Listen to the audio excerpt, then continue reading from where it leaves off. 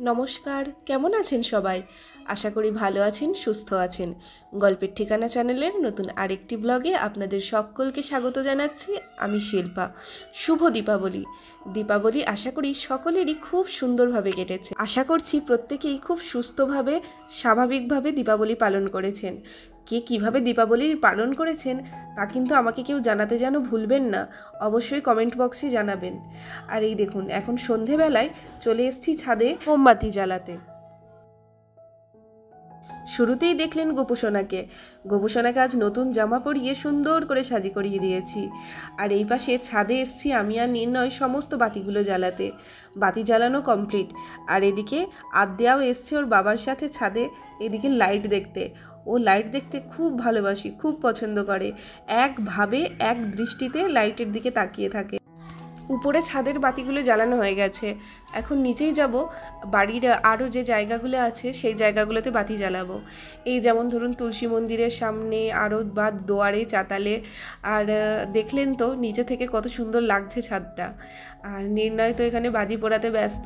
ও যখন ছোট ছিল খুব ভয় পেত বাজি পোড়াতে। আগের বছরও দেখেছি ভয় পাচ্ছিল, কিন্তু এবছর দেখছি ওর ভয়টা কেটে গেছে। একা একাই এখানে বাজি পোড়াচ্ছে, ওর বাবিকেও ডাকেনি।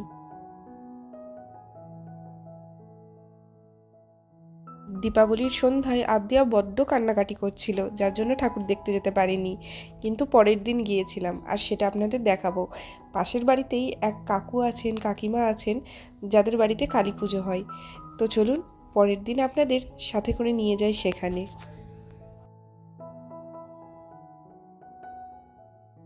এই দেখুন, পরের দিন আমি, মা আর এদিকে আদ্যা তিনজনেই আমরা তৈরি হয়ে গেছি। ওই কাকু কাকিমাদের বাড়িতে খাওয়ার জন্য নিমন্ত্রণ আছে। যদিও কাল রাত থেকে নিমন্ত্রণ ছিল, কাল তো আমি যেতে পারিনি, তাই কাল মা খাবার এনে দিয়েছিল। আর এই এখন আজকে দুপুরবেলায় যাচ্ছি ওই কাকিমাদের বাড়ি খেতে।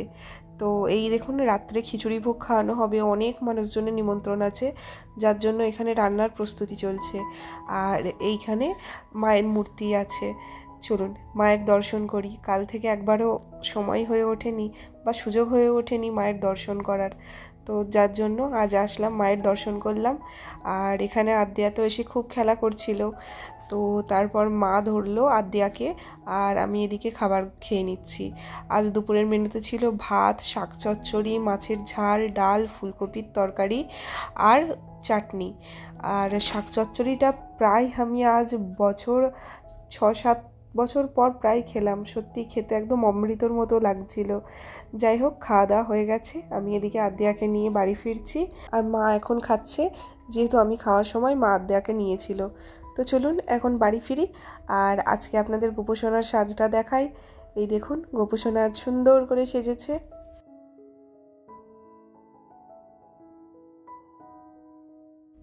দুপুরবেলায় আদ্যা সোনা ঘুমিয়ে পড়েছে, আর একটু পরেই আদ্যার পিসিমণি আর দিদিভাই আসলো আদ্যার সঙ্গে দেখা করতে। এই দেখুন, এই হচ্ছে আদ্যার পিসিমণি আর দিদিভাই। পিসিমণি আর দিদিভাই আদ্যাকে তো এত এত আদর করছে যে আদ্যা বুঝতে পারছে না কার কোলে ছেড়ে কার কোলে যাবে। আর এই দেখুন, ওর দিদিভাই মানে এই হচ্ছে আমার ভাগ্নি, ও আবার আদ্যার জন্য এই সুন্দর হেয়ার ব্যান্ডটা কিনে এনেছে, যেটা আদ্যা পরে একটু কান্নাকাটি করছিল। ও তো ছোট, জানে না এখনও, প্রথমবার পড়েছে তাই। আর এর কিছুক্ষণ পরেই আমার দিদির মানে আদ্যার পিসিমণির বান্ধবী আসলো তার সঙ্গে দেখা করতে। তারাও চলে গেল।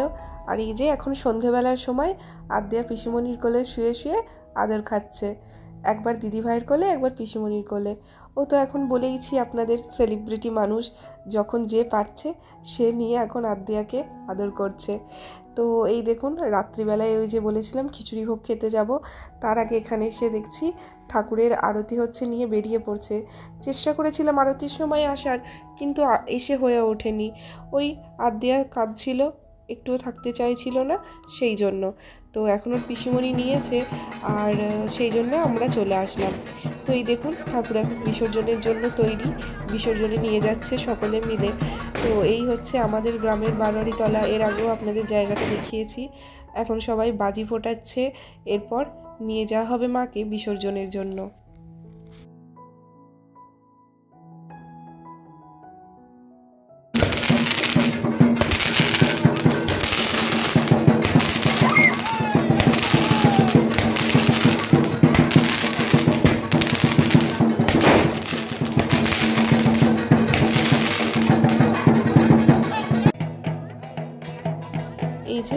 যেই জায়গাতে বিসর্জন করা হবে সেই জায়গাটিতে মায়ের মূর্তিকে নিয়ে চলে আসা হয়েছে।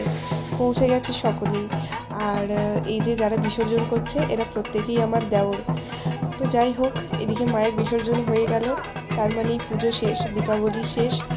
আর আবার সেই 1 বছরের সুদীর্ঘ অপেক্ষা, সুদীর্ঘ প্রতীক্ষা প্রত্যেকের মায়ের আগমনের জন্য।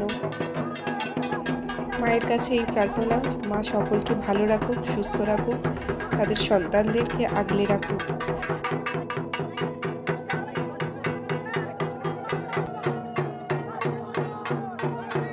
আসছে বছর আবার হবে।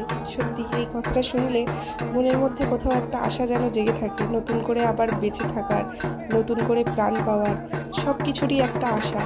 আর এই আশা ছাড়া তো মানুষ বাঁচতেই পারবে না, তাই না? তাহলে চলুন, এই আশা নিয়েই আজকের ভিডিওটা এখানে শেষ করছি।